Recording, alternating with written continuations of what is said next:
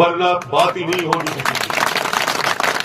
और दया मिलता हूं, अभी सरकार बनी है, 10-15 दिन में आप सबको पता लग जाएगा। हम रुकने वाले नहीं है। भारतीय जनता पार्टी का एक एक कार्यकर्ता सक्रिय है। आपको ध्यान है कि हमारे राजस्थान के ऊर्जावान मुख्यमंत्री कल इसका शुभारंभ मोदी जी ने और मुख्यमंत्री जी ने किया। अब आपको आगे की रूपरेखा भी तैयार कर लेनी चाहिए। ये जो रथ आया है, इस रथ की आपने देख लिया होगा कि इस रथ के आने से जिन योजनाओं का लाभ और जिन योजनाओं का आपको ध्यान नहीं था, वो ध्यान अब आपका आकर्षित होगा और हम नीचे की जिम्मेदारी पूरी करेंगे। घर घर तक ग्राम सेवक और पटवारी सबको पहुंचाएंगे ये जिम्मेदारी से। ये केंद्र की योजना का मतलब समझ रहे हो आप? अब राजस्थान में डबल इंजन की सरकार बनते ही आपको पता लगा ना कितना आनंद आ रहा है। तो फिर से केंद्र की सरकार मजबूती से आए, इसके लिए अभी लग जाओ और जितनी भी केंद्र की योजना है उनका लाभ उठाओ जम करके।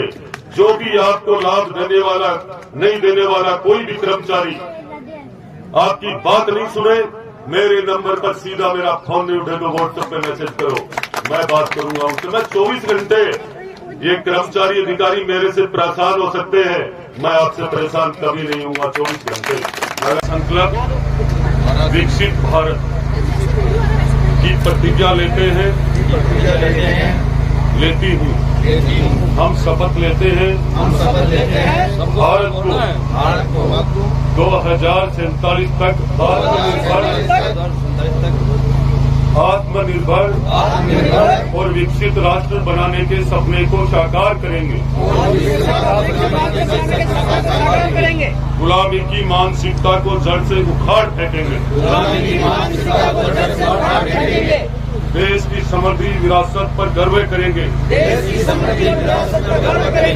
भारत की एकता को सुदृढ़ करेंगे और देश की रक्षा करने वालों का सम्मान करेंगे। नागरिक होने का कर्तव्य निभाएंगे। जय।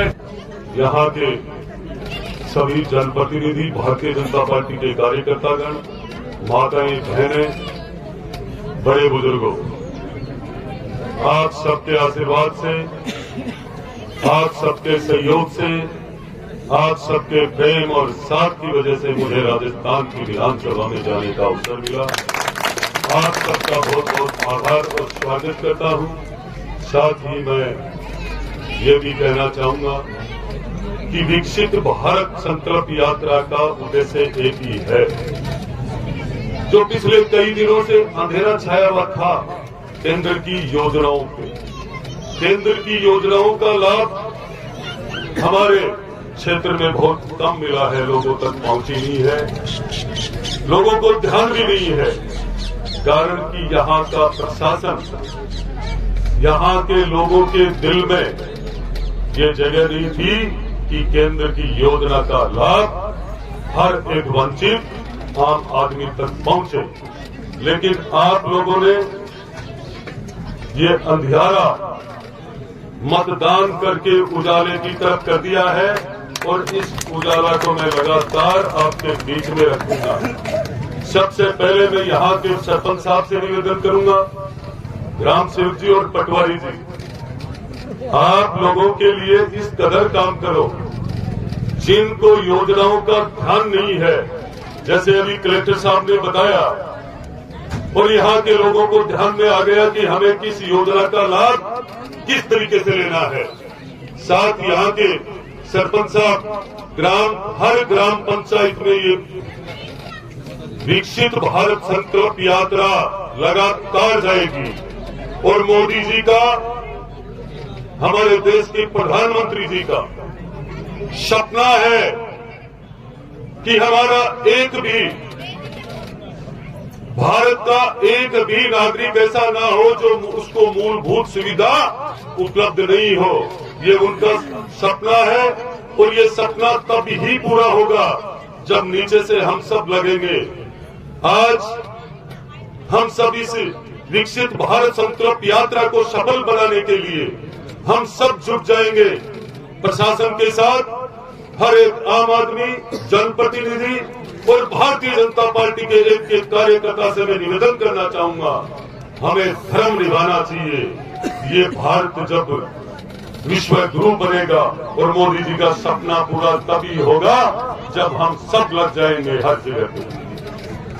आज बहुत खुशी की बात है कि आपकी वजह से मुझे ये जगह मिली है, मैं भूलने वाला नहीं हूं। ये प्रशासन को भी मैं कहना चाहूंगा, मेरा पक्ष जिस दिन रिजल्ट आया था ये मत देख लेना मैं कहीं घूम रहा हूं।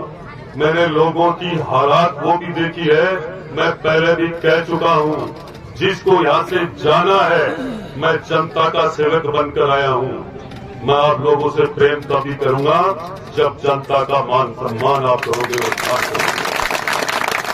मैं निश्चित रूप से ये कहना चाहूंगा, मुझे किसी भी कर्मचारी अधिकारी को ये कहना नहीं पड़े कि आपको यहां से जाना है। यदि आप जनता के लायक नहीं हो तो बिना कहीं रवाना हो जाना।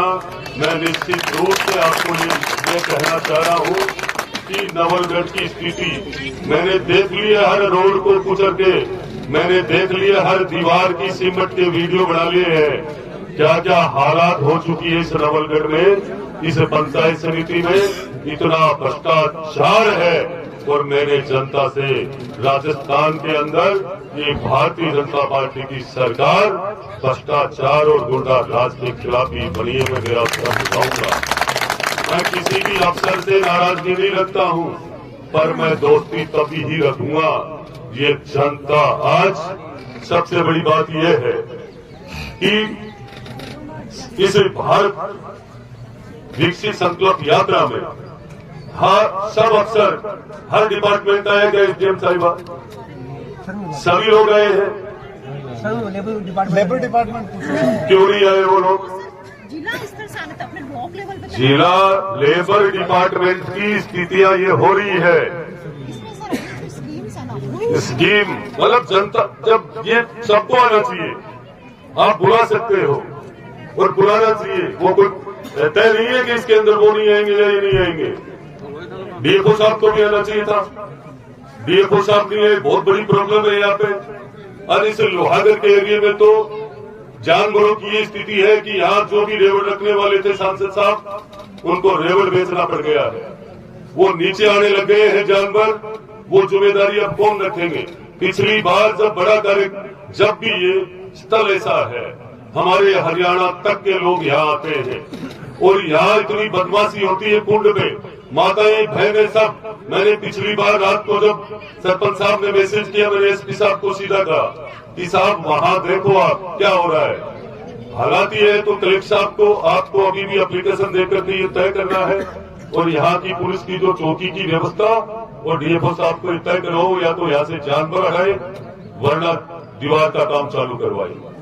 ये गरीब अपना गुजारा कर रहे थे रेवड़ रख करके। मेरी सहमति उनके साथ है और आपको तत्काल ये काम करवाना चाहिए। और मैं आप सबको कहूंगा कि आप सबको योजनाओं का लाभ, हमारी माताएं बहनें बच्चे सब शिक्षित है, आप सबको लग करके इन योजनाओं का लाभ निश्चित रूप से उठाना चाहिए। हम सबका दायित्व बनता है। कोई भी अफसर काम नहीं करे, इसके लिए 24 घंटे मैंने एक दिन पहले भी कहा था कि मैं आधी रात को भी तैयार मिलूंगा। मैं आधी रात को भी, मैं फिर आपके ब्लॉक लेवल के अधिकारियों और जिला लेवल के अधिकारियों को कह रहा हूं कि आगे के कैंपों में मुझे अव्यवस्था नहीं मिलनी चाहिए। आप अपने अपने विभागों को देखिए, जाके पहले प्रोग्रेस देखिए। आज शाम को मैं मीटिंग भी करूंगा सारे विभागों की। अभी एमपी साहब ने भी कुछ चीजें बताई है, एमएलए साहब ने भी कुछ चीजें बताई हैं। अपने को ज्यादा से ज्यादा, क्योंकि अब आप ये देखिए इतने बड़े जनप्रतिनिधि आपके बीच में आ रहे हैं, प्रशासन आपके बीच में आ रहे हैं, उसके बाद क्या बाकी रह गया जिसमें और किसको बुलाना चाहते हो आप यहाँ पे? हमसे ज्यादा तो बड़े इस आपके लिए योजनाओं का लाभ देने के लिए कोई है नहीं। अगर हम ही नहीं दे पाएंगे तो फिर दुर्भाग्य है हमारा। तो इसलिए मेरी आप सभी से निवेदन है कि जितनी भी योजनाएं हैं उन योजनाओं के बारे में प्रशासन संवेदनशील होकर कार्रवाई करे, कागजों को लोटाफिली नहीं करे। आपको जैसे अभी एक जन्म प्रमाण पत्र, एक बुजुर्ग महिला आई, वो घूमे जा रही है। वो 3 बार तो स्पीकर के चक्कर लगा के आ गई। आप जानते हो स्पीकर के चक्कर लगा के आने का मतलब क्या होता है? एक चक्कर 500 रुपए से नीचे नहीं जाता उसका, तो 1500 2000 रुपए वो लगे, खाना उसने खाया नहीं होगा और आज भी उस कागज को लेके घूम रही है कि मेरा जन्म प्रमाण। अगर हम उसका जन्म प्रमाण पत्र नहीं बना के दे सकते, काहे के लिए बैठे हम यहाँ पे? कोई तो तरीके होते होंगे उसके जन्म प्रमाण पत्र बनाने के देने के, तरीके नहीं बता सकते हम उसको बार बार घुमाए जा रहे हैं कि वहां से बनेगा वहां से बनेगा। इस तरह की हरकत कोई नहीं करे। आगे से एसडीएम, तहसीलदार, बीडीओ तीनों कान खोल के सुन लें। आपके एरिया के जितने भी ब्लॉक लेवल के अधिकारी हैं उन पे आपकी लगाम होनी चाहिए और कार्रवाई सुनिश्चित होनी चाहिए। धन्यवाद।